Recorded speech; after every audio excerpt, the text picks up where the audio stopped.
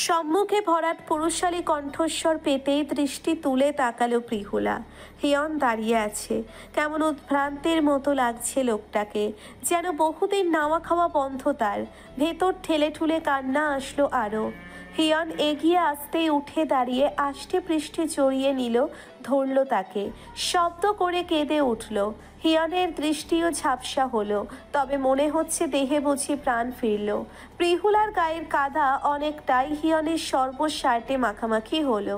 মৃদু কাঁপছে কিশোরীর শরীর। কাঁপা স্বরে হেঁচকি তুলে থেমে থেমে কোনো রকমে বলল, আমি ভীষণ ভয় পেয়েছিলাম, ভেবেছিলাম আপনাকে আর দেখতে পাবো না। আমি আপনাকে অনেক ভালোবাসি ডাক্তার, ভীষণ ভালোবাসি। এইটুকু না বলে মরেও হয়তো শান্তি মিলতো না আমার। এত অপূর্ণতা নিয়ে কি করে চলে এত অপূর্ণতা নিয়ে কি করে চলে যেতাম বলুন। আর হিয়ন আরেকটু শক্ত করে আঁকড়ে ধরল কিশোরীকে, ওষ্ঠ ছোয়ালো কপালে। ইচ্ছে করছে সঙ্গোপনে তাকে লুকিয়ে নিক পাঁজরে, যেন কোনো কালো থাবা তার উপর না আসে।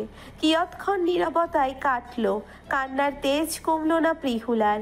ফের কাটা কাটা স্বরে বলল, আমাকে যদি আমি আর না ফিরি।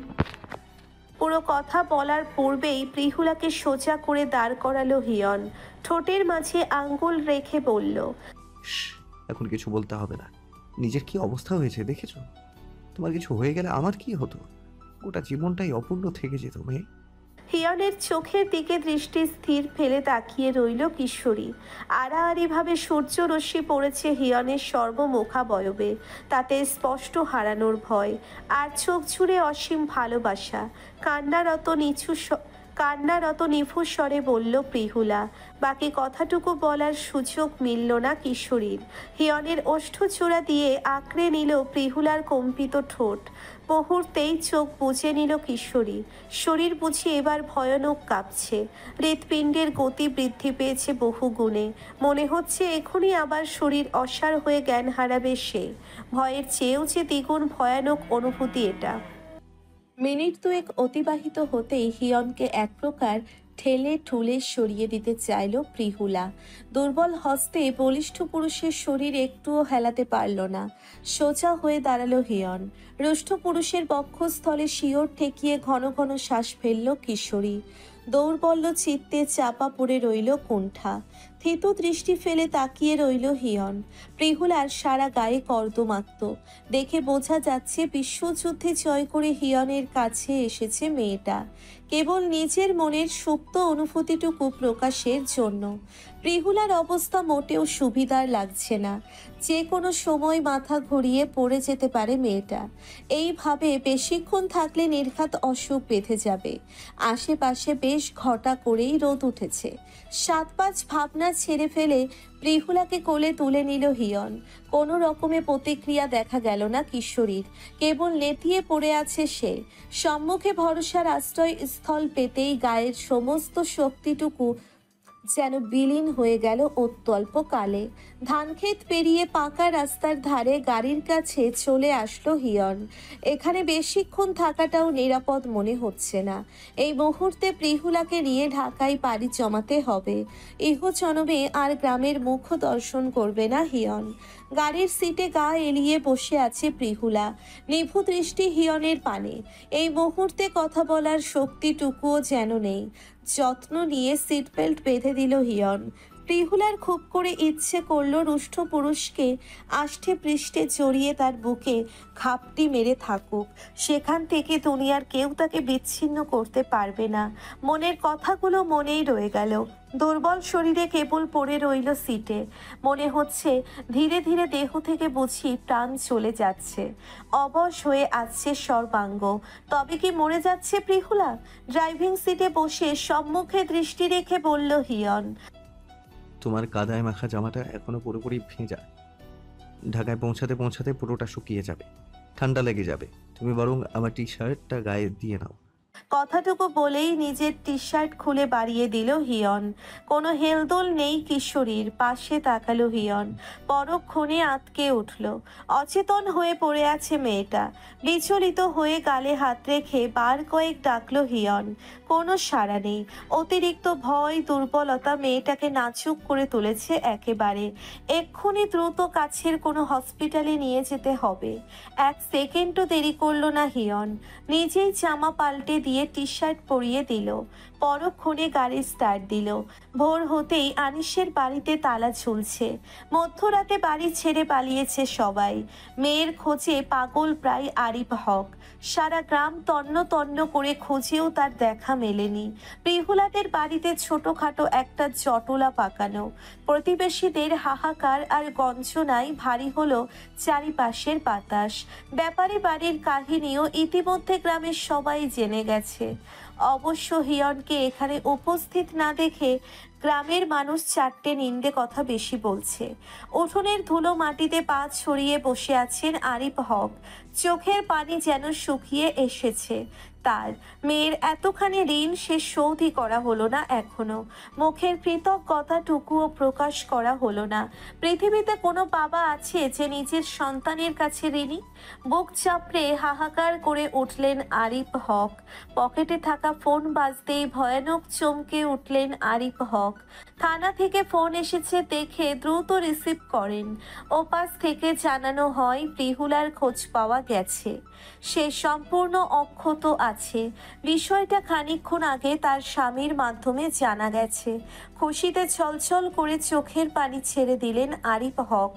মোবাইল ফেলে দুই হাত তুলে রবের শুকর আদায় করলেন। ঢাকায় ফিরতে রাত 8টা বেজেছে হিয়নের। প্রিহুলাকে নিয়ে হসপিটালেই অনেকটা সময় ব্যয় হয়ে গেছে। বাড়িতে প্রবেশ করার সময় দারোয়ান জানালো হিয়নের বাবা মা দুইজনেই গ্রামের উদ্দেশ্যে রওনা হয়েছেন কিছুক্ষণ পূর্বে। ভোরু কুচকে ভাবনায় পড়ল হিয়ন। তবে কি সমস্ত খবর পেয়েই তারা গ্রামে গিয়েছে? পকেট হাতড়ে ফোন নিল সে। অন করতে গিয়ে খেয়াল হলো চার্জ শেষ হয়ে গেছে। চিন্তা বাড়ল হিয়নের। গ্রামের পরিস্থিতি কিছুই জানে না সে। সেখানে নতুন করে কোনো বিপদ ঘটল না তো? নাকি হিয়নের খোঁজে গিয়েছে তারা? পাশ থেকে কাঁপা কাঁপা স্বরে জিজ্ঞেস করলো প্রিহুলা। কি হয়েছে? আমার বাবা মা কি জানে আমি ঠিক আছি? কিছু হয়েছে? ঘাড় ঘুরিয়ে প্রিহুলার দিকে তাকালো হিয়ন। এই খবরটা তো দিতে মনেই নেই প্রিহুলার বাড়িতে। কিশোরীর চিন্তায় খেই হারিয়ে গিয়েছিল একেবারে। ছোট্ট করে কেবল বলল, সময় সুযোগ হয়নি। ফোন চার্জে দিই, তারপর জানিয়ে দিচ্ছি। বাকি আর কথা না বাড়িয়ে গাড়ি গ্যারেজে নিয়ে গেল হিয়ন। প্রিহুলার কাদামাখা জামা পুরোপুরি পাল্টানো হয়নি এখনো। জ্বর না বেঁধে যায়। গাড়ি থেকে কোলে করেই নামালো প্রিহুলাকে। অনাবৃত্ত হিয়নের দিকে অবাক দৃষ্টি নিয়ে তাকিয়ে আছে দারোয়ান। যেন সম্মুখে সিনেমার শুটিং দেখছে সে। প্রিহুলা লজ্জায় ইতস্তত বোধ করছিল। সেদিকে কোনো রকম তোয়াক্কা করেনি হিয়ন। দরজার সম্মুখে এসে নামিয়ে দিল। লক খুলতেই প্রিহুলা জানালো এইটুকু পথ সে একাই যেতে পারবে। অগত্যা আর কিছু বলেনি হিয়ন। প্রিহুলা তিতিনের রুমে চলে গেল। কিছু বলতে গিয়েও নিজেকে দমিয়ে নিল হিয়ন। পরক্ষণে ফ্রেশ হতে নিজের রুমে চলে গেল। জামা নিয়ে দ্রুত বাথরুমে চলে গেল প্রিহুলা। গায়ে কাদামাটি লেপটে শুকিয়ে আছে একদম। এগুলি তুলতে কতটা সময় লাগে কে জানে। শরীর যেন চলতেই চাইছে না। কালকে থেকে খাওয়া হয়নি, তার উপর ধকল তো কম যায়নি। মনে হয়েছিল আর বুঝি কোনোদিন ফেরাই হবে না তার। প্রায় মিনিট 20 সময় অতিবাহিত হলো। দরজার বাহির থেকে প্রিহুলাকে ডাকলো হিয়ন। বের হওয়ার জন্যে তাড়া দিল। মিনিট 1-এর মধ্যে দরজা খুলে দিল প্রিহুলা। গাঢ় সবুজ রঙা 3 পিস জড়িয়ে আছে সে। মাথায় তোয়ালে প্যাঁচাতে ব্যস্ত। হিয়ন মুগ্ধ হয়ে তাকিয়ে রইল সদ্য ভেজা কিশোরীর রূপে। কোথাও মুখটা কেমন মলিন লাগছে। কলিং বেল বাজতেই ভাবনার ঘোর কাটল হিয়নের। বেরিয়ে গিয়ে দরজা খুলে দিল সে। দারোয়ান খাবার হাতে দাঁড়িয়ে আছে। এক প্যাকেট তার হাতে ধরিয়ে দিয়ে বাকিটা নিয়ে দরজা লক করে দিল হিয়ন। খাবার নিয়ে সোজা তিতিনের রুমে চলে আসলো। বালিশে হেলান রেখে বসে আছে প্রিহুলা। দেখেই বোঝা যাচ্ছে এই মুহূর্তে খাবার আর ঘুম বড্ড প্রয়োজন তার। ডাইনিং রুম থেকে প্লেট নিয়ে এসে সব খাবার নিজেই পরিবেশন করলো হিয়ন। প্রিহুলাকে আগেই ধমকে বসিয়ে রাখলো। খাবার অর্ধেকটা শেষ করেই রেখে দিল প্রিহুলা। জোর জবরদস্তি করেও আর খাওয়ানো গেল না তাকে। খাওয়ানোর পর যেন শরীর আরো বেশি খারাপ লাগছে, মাথা ভার হয়ে আছে। গুটিসুটি হয়ে খাটে গিয়ে শুয়ে পড়ল প্রিহুলা। অগত্যা আর কথা বাড়ালো না হিয়ন। গ্রামের কথা মনে পড়তেই দ্রুত নিজের রুমে চলে গেল। ফোন চালু করে ফের চলে আসলো তিতিনের রুমে। প্রিহুলাকে বলল তার বাবার নাম্বারটা তুলে দিতে। নাম্বার তুলে ফোন দিতেই বন্ধ পেল প্রিহুলা। হতাশার শ্বাস ফেলল। প্রায় বেশিরভাগ সময় ফোনটা বন্ধই পাওয়া যায়। মেরামত করা ফোন আর কতই বা ভালো থাকবে। হাজার বলেও বাবাকে নতুন ফোন কেনানো গেল না। স্তব্ধ প্রিহুলার দিকে কিয়ৎক্ষণ তাকিয়ে থেকে মাথায় হাত রেখে বলল হিয়ন, চিন্তা করো না, তোমার বাবা থানায় গেলে খবর পেয়ে যাবে এতক্ষণে। তুমি বরং ঠান্ডা মাথায় একটু ঘুমো, কোনো রকম চিন্তা মাথায় নিবে না, মনে থাকবে? প্রিহুলা মাথা কাত করে সাই জানিয়ে শুয়ে পড়ল। তবুও ভেতরটা অস্থির হয়েই রইল। মোবাইল হাতে ব্যালকনিতে আসলো হিয়ন। ফোন করলো মায়ের নাম্বারে, বন্ধ বলছে। নেটওয়ার্কের যেই বাজে অবস্থা সেখানে ফোন বন্ধ পাওয়াই স্বাভাবিক। পরক্ষণে বাবার ফোনে ডায়াল করলো। কয়েকবার রিং হয়ে কেটে গেল। বিরক্তিতে নিজের রুমে গিয়ে আবার চার্জে বসিয়ে দিল ফোন। মনে হচ্ছে এই মুহূর্তে এক মগ ব্ল্যাক কফি প্রয়োজন। সমস্ত চিন্তা মস্তিষ্ক এলোমেলো করে তুলেছে। ভাবনা মোতাবেক কফি বানাতে চলে গেল হিয়ন। ভেতর কেমন পাইচারি হয়ে আছে। মনে হচ্ছে এই মুহূর্তে বাবাই মামনির গ্রামে যাওয়া মোটেও ঠিক হয়নি। তবে আনিসের ব্যাপারটা তো কোনো মতেই ছেড়ে দেওয়া যাবে না।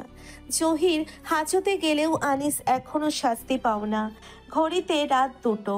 চোখে এক ফোঁটাও ঘুম নেই হিয়নের। প্রিহুলার শিয়রের কাছে বসে আছে সে। ঘুমের ঘোরে নড়ে চড়ে নিজেকে আরো জড়সড় করে নিল প্রিহুলা। কপাল কুঁচকে আসলো হিয়নের। শহরে ঠান্ডা পড়েইনি বলতে গেলে, শীত লাগার প্রশ্নই আসে না। প্রিহুলার কপালে হাত রাখতেই আটকে উঠল হিয়ন। প্রচণ্ড গরম হয়ে আছে, তার মানে ঠিক জ্বর বাঁধিয়ে নিয়েছে মেয়েটা। এতক্ষণ যাবৎ গোসল করলে জ্বর বাঁধবারই কথা। দ্রুত নিজের রুম থেকে ব্ল্যাঙ্কেট নিয়ে এসে প্রিহুলার গায়ে জড়িয়ে দিল হিয়ন। দুশ্চিন্তায় যেন মস্তিষ্ক ফেটে যাওয়ার উপক্রম হয়েছে এখন। এই মেয়েটার কিছু হলেই হৃদস্পন্দন যেন থমকে যায়। থার্মোমিটার দিয়ে জ্বরটা পরিমাপ করে নিল হিয়ন। ভালোই উত্তাপ ছড়িয়েছে। এক্ষুনি মেডিসিন না দিলে জ্বর বেড়ে যাবে। মেয়েটা যেন বেহুশের মতো ঘুম দিয়েছে। ডাকতেও বিবেকে বাঁধছে। কাপড় নিয়ে এসে মাথায় খানিকক্ষণ জলপট্টি দিল হিয়ন। কোনো কাজ হচ্ছে বলে মনে হলো না। বাধ্য হয়ে ঔষধ নিয়ে আসলো। প্রিহুলার গালে হাত রেখে আদুরে গলায় বেশ কয়েকবার ডাকলো। নিভু চোখ মেলে তাকালো প্রিহুলা। চোখ দুটো যেন রক্তিম বর্ণ ধারণ করেছে। নাকের ডগা লালচে হয়ে আছে। শুকনো ঠোঁটজোড়া নিয়ে কোনো রকম মৃদু কম্পিত স্বরে বলল প্রিহুলা, আমাকে একটুখানি জড়ায় ধরবেন ডাক্তার? ওই যে তখন শক্ত কইরা যেইভাবে ধরছিলেন ওইভাবে জড়ায় ধইরা ঠোঁটে একটা চুমু খান, আমার সব জ্বর চইলা যাইব। কিশোরীর বেখেয়ালি কথায় ঠোঁট কামড়ে হাসল হিয়ন। প্রিহুলার মুখে পুরনো ভাষা নেহায়েত মন্দ লাগছে না। মেয়েটা যেভাবে আহ্বান জানাচ্ছে নিজেকে দমিয়ে দেওয়া দুষ্কর। প্রিহুলা ঠিক কতখানি স্পর্ধা দেখাচ্ছে তার ধারণাও নেই। মাথায় হাত বুলিয়ে নিয়ে বলল হিয়ন, তোমার আবদার পূরণ করব, তার আগে আমার কথা শুনতে হবে। এক্ষুনি ওষুধটা খেয়ে নাও, লক্ষ্মী মেয়ের মতো। মাথা কাত করে সাই জানালো প্রিহুলা। হাসি মুখে প্রিহুলাকে আধো বসিয়ে দিয়ে ঔষধ খাইয়ে দিল হিয়ন। খোপা এলোমেলো হয়ে সর্বমুখে চুল ছড়িয়ে আছে কিশোরীর। খুব যত্ন নিয়ে চুলগুলো গুছিয়ে দিল হিয়ন। শরীরের সমস্ত ভার হিয়নের উপর ফেলে রেখেছে প্রিহুলা। আলতো হাতে কিশোরীকে জড়িয়ে নিল হিয়ন। ঢলে পড়ছে যেন মেয়েটা। পরক্ষণে আলগোছে শুইয়ে দিল। চোখ টেনে টুনে তাকানোর বৃথা চেষ্টা চালালো প্রিহুলা। হাত দিয়ে চোখের পাতা ঢেকে দিয়ে বলল হিয়ন, হুম, তাকানোর দরকার নেই, চুপচাপ ঘুমাবে এখন। খানিকটা উবু হয়ে প্রিহুলার গালে কপালে থুতনিতে পেলব ওষ্ঠ ছুঁইয়ে দিল হিয়ন। টি শার্ট খামচে ধরে আছে মেয়েটা, সর্বাঙ্গ কাঁপছে মৃদু। জ্বরের প্রকোপ কি তবে বাড়ছে? কিয়ৎক্ষণ কিশোরীর অধরষ্টে নিবিষ্ট দৃষ্টি ফেলে তাকিয়ে রইল হিয়ন। পরক্ষণে স্বীয় অধৈর্যগল নিয়ে আবদ্ধ করে নিল উষ্ণ ওষ্ঠচূড়া, যেন সমস্ত উত্তাপ শুষে নেওয়ার আপ্রাণ চেষ্টা। খানিক নড়ে চড়ে ফের তাকাবার চেষ্টা করলো প্রিহুলা। সরে আসলো হিয়ন, আলতো হাতে ব্ল্যাঙ্কেট জড়িয়ে দিল গায়ে, কপালে চুমু খেয়ে ঈষৎ কঠোর স্বরে বলল ঘুমিয়ে যেতে। ফোনের শব্দে ঘুম ছুটে গেল হিয়নের। খাটে আধো শুয়েই ঘুমিয়ে পড়েছিল সে। চোখ ডলে খাটের পাশ থেকে চশমা নিয়ে চোখে এঁটে নিল।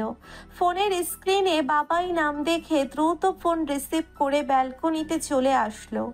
বাইরে ইতিমধ্যেই সকাল হয়ে গেছে। কখন যে চোখ লেগে গিয়েছিল টেরই পায়নি হিয়ন। ওপাশ থেকে লিয়াকত সাহেবের কান্নারত স্বর শোনা গেল। সব শেষ বাবা, সব শেষ। কালকে সন্ধ্যা থেকে টুনি নিখোঁজ ছিল। একটু আগেই লাশ পাওয়া গেছে বাড়ির পেছনের পুকুর পাড়ে। কিছুক্ষণ আগে তোর কাকির জানাজা শেষ হলো। পেটের বাচ্চাটাও বাঁচানো যায়নি। তোর দাদুমণি জ্ঞান হারিয়েছে। তাকে নিয়ে সদরে হাসপাতালে এসেছি, জয়ের থানায়। এখনো কিছুই জানি না রে। আমি তো ভেবেছিলাম তুই গ্রামেই। এত কিছু হয়ে গেল, আমাদের কিছু জানালি না পর্যন্ত। আর এখন বউ নিয়ে ঢাকায় চলে গেছিস। কোন দোষে আমার ভাইকে জেলে দিয়েছিস তুই? তোর কাছে কি কোনো প্রমাণ আছে জহির সব কিছুর সাথে যুক্ত? গ্রামের মানুষ বিশ্রীভাবে নানান কথা বলছে আমাদের। আমার তো মনে হচ্ছে তোর কাকির মৃত্যুর জন্য তুই দায়ী। এখানে এসে এত ঝামেলা না করে যে আসল দোষী তার বাড়ি গিয়ে প্রতিবাদ করতি। আর এসব ঝামেলা নাকি বহুদিনের। কই কিছুই তো জানালি না আমাদের। তোকে ছেলে বলে পরিচয় দিতেও লজ্জা করছে আমার। বাবার কথায় বুক ধক করে উঠল হিয়নের। রাতারাতির মধ্যে দুটি মানুষের মৃত্যু যেন মন মানতে চাইছে না। কেন খারাপ মানুষের পাপের ফল শুদ্ধ মানুষের ভোগ করতে হয়? নশ্বর জগতের নিয়মগুলো বড্ড কঠিন। এখন পরিস্থিতি বিগড়ে গিয়ে ফুলের পাহাড় সৃষ্টি হয়েছে। শক্ত গলায় জবাব দিল হিয়ন। তুমি সম্পূর্ণ ভুল বুঝছো বাবাই। সেখানে গিয়ে কি শুনেছ আমি জানি না, কিন্তু সম্পূর্ণ দোষী তোমার ভাই। এই বহুদিনের সমস্যা কবেই মিটমাট হয়ে যেত যদি না তোমার ভাই ওই আনিসের সঙ্গে হাত মিলাতো। প্রিহুলা গ্রামে যাওয়া মাত্র আনিস কিভাবে খবর পেল বলো? আর অপহরণের মতো দুঃসাহসিক কাজ করা তার পক্ষে একা সম্ভব নয়। তোমার ভাই যদি নির্দোষ হতো তাহলে নিজের অন্তঃসত্ত্বা স্ত্রীকে এমন নির্মম আঘাত কেন করলো? ঘটনাস্থলে পুলিশ সেখানে উপস্থিত ছিল, সেজন্য কাকাকে ধরে নিয়ে গেছে। এখানে আমার হাত নেই। আজ কাকি বেঁচে থাকলে সমস্ত সত্য সবার সামনে উন্মোচন হতো। আর টুনির জন্য আমার খুব কষ্ট হচ্ছে। এটাও আনিসের কাজ। কাকার ফুলের মাসুল দিল তার ছোট্ট মেয়েটা। স্ত্রী আর অনাগত সন্তান, লোভ তাকে পশু বানিয়ে দিয়েছে। কান্নারত ভাঙা স্বরে বললেন লিয়াকত সাহেব। কিছু করার পূর্বে সমস্ত কিছু যাচাই করে নিতে হয়। শুধুমাত্র তোর রাগ ক্ষোভের জন্য আমার ভাইয়ের পরিবারটাই শেষ। জহির এমন কাজ করলো কেন? কোনো প্রমাণ তো ছিল না তোর কাছে। আমাদেরকেও কিছু জানাসনি তুই। এখন তোর মুখের কথায় কিছুই বিশ্বাস করবো না আমি। আমার কথা বোঝার চেষ্টা করো বাবাই। কয়টা টাকার বিনিময়ে কাকা এমন জঘন্য কাজ করেছে? আমাকে মিথ্যা জালে ফাঁসিয়েছে, টাকা হাতিয়েছে। শুধু প্রমাণের অভাবে কিছুই বলতে পারিনি আমি। মুখ বুঝেছিলাম, ভেবেছিলাম টাকা পেয়ে এবার শুধরে যাবে। আসলে কিছু মানুষের স্বভাব রক্তের সাথে মিশে যায়। পিঠ পিছনে সে ছুরিকাঘাত করেই গেছে আমাকে। তোর কোনো কথা আমি শুনবো না। বউ কি তোর একারই আছে? তুই একাই ভালোবাসা বুঝিস? জায়গায় জায়গায় আমাকে হেনস্থা অপদস্থ করছিস তুই। কখনো বিজ্ঞাপনের কোম্পানির লোকের কাছে, এখন আবার গ্রামেও। এমন কুলাঙ্গার সন্তান আমি চাইনি হিয়ন। এখন তো মনে হচ্ছে তোর মামুনি শুরু থেকে যেটা ভেবেছে সেটাই ভালো ছিল। এই মেয়ে এত বিপদ নিয়ে আসবে জানলে আমি তো বাড়িতেই তুলতে দিতাম না। দুধ কলা দিয়ে কাল সাপ পুষেছি এতদিন, কবে জানি আমাদের সব কিছু ধ্বংস করে ফেলে। তুমি কেন শুধু শুধু প্রিহুলাকে দোষী করছো বাবাই? মেয়েটা তো যেচে এসে আমাকে বিয়ে করেনি। আমার স্ত্রীকে বাঁচাতে জীবন দিয়ে দিতেও দ্বিধা নেই আমার। বরং তোমার ভাই যেচে এসব ধ্বংস নিয়ে এসেছে। সঠিক সময় আসলে তোমার চোখের কালো পর্দা ঠিকই সরবে। নিজের ইচ্ছেতেও তো বিয়ে করিসনি তুই। এখন কি চাইছিস? এই মেয়েকে নিয়েই বাকি জীবনটা কাটাবি? আমি বেঁচে থাকতে এটা সম্ভব হবে না। অপহরণ হয়েছে নাকি কোথা থেকে ফিরেছে এই মেয়ে কে জানে। যদি আমাদের ইচ্ছার বিরুদ্ধে যাস তবে ত্যায্যপুত্র করবে তোকে আমি। কিয়ৎক্ষণ চুপ থেকে বলল হিয়ন। সত্য কখনো চাপা থাকে না বাবাই। হয়তো সব কিছুর জন্য প্রিহুলাকে অপবাদ দিচ্ছ। আমার চোখে সে নির্দোষ, পবিত্র। আমার স্ত্রীকে রক্ষা করার দায়িত্ব আমারই। এখন যদি তোমার ভাইয়ের সব কিছু ধ্বংস হয়ে যায়, তাতে আমার বা প্রিহুলার কোনো দোষ নেই। বিপদ সে নিজেই বয়ে নিয়ে এসেছে। সঠিক সময় আসলে তুমিও বুঝবে। ওপাশ থেকে লাইন কেটে গেল। ধীর পায়ে রুমে চলে আসলো হিয়ন। ঘড়ির কাঁটা সকাল 7টা। প্রিহুলা এখনো বেঘোরে ঘুমোচ্ছে। হিয়ন তাকিয়ে রইল নির্নিমেষ। এই মুহূর্তে সবটা জানলে খুব বাজে প্রতিক্রিয়া হবে মেয়েটার উপর। এমনিতেই তার শরীরের অবস্থা ভালো নয়। ভাবনা রেখে ফ্রেশ হতে চলে গেল হিয়ন। মনে হচ্ছে এই মুহূর্তে একটা বার গ্রামে যাওয়া প্রয়োজন তার। কিন্তু প্রিহুলাকে একা রেখে যাওয়া কোনো মতেই সম্ভব নয়। আজকে হসপিটালে না গেলেই নয়। সব মিলিয়ে পরিস্থিতির শেকল তাকে বেঁধে নিয়েছে সব দিক থেকে। ফ্রেশ হয়ে একেবারে তৈরি হয়ে গেল হিয়ন। ব্রেকফাস্টের জন্য ব্রেড, জ্যাম আর অমলেট তৈরি করলো।